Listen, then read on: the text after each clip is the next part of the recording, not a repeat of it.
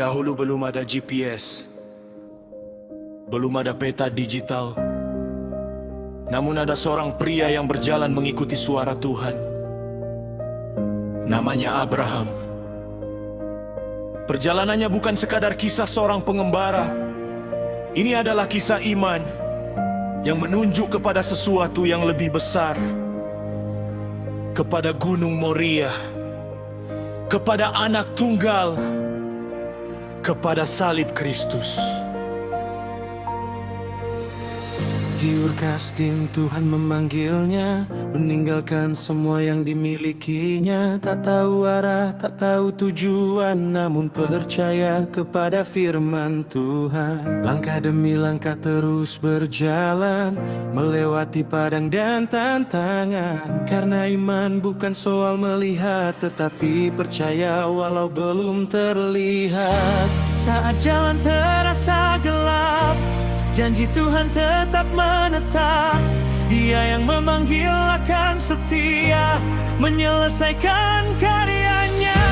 Abraham bapa orang beriman, mengikuti Tuhan sepanjang perjalanan. Tak ada GPS menunjukkan jalan, tetapi Tuhan menjadi penuntun kehidupan. Dari Ur sampai tanah perjanjian, semua karena anugerah Tuhan.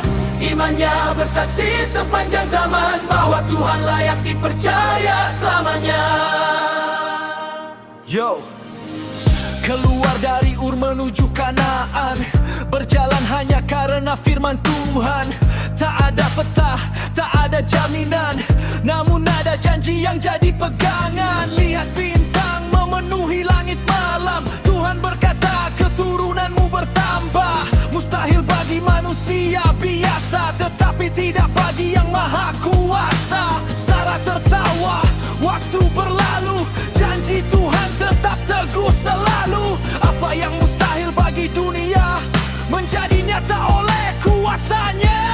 Lalu lahirlah Ishak, anak perjanjian, membawa sukacita dan pengharapan.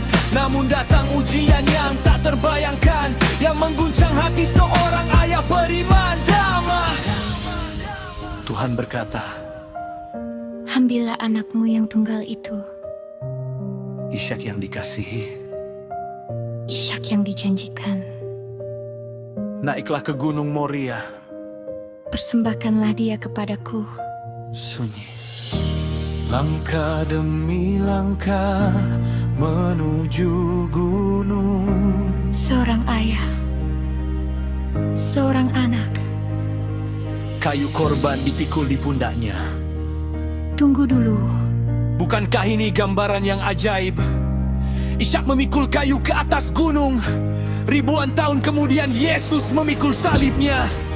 Ishak anak yang dikasihi ayahnya, Yesus anak tunggal yang dikasihi Bapa. Ishak hampir dikorbankan, tetapi digantikan seekor domba. Namun Yesus tidak digantikan siapapun. Dialah anak domba Allah yang menghapus dosa dunia.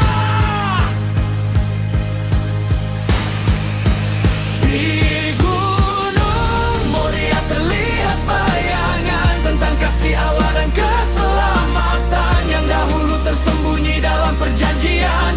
Digenapi Yesus di kayu salib Tuhan. Kristus datang menjadi korban, menggantikan manusia berdosa. Oleh darahnya ada pengampunan, oleh kasihnya kita diselamatkan. Jehovah Jireh, Tuhan menyediakan bukan hanya seekor domba, tetapi anaknya sendiri. Kasih yang tak terukur, anugerah yang tak terlihat. Di salib Kristus kita melihat hati Allah. Banyak orang ingin GPS untuk masa depan. Tuhan, tunjukkan pekerjaanku.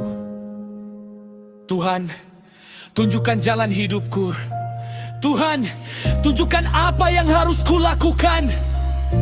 Tetapi iman Abraham mengajarkan, Bukan tentang mengetahui semua jalan, melainkan mengenal Dia yang memimpin jalan.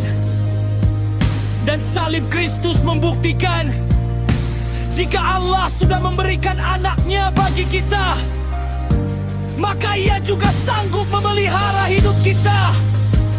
Jika Kristus rela mati bagi kita, mengapa kita takut mempercayakan masa depan kepadanya?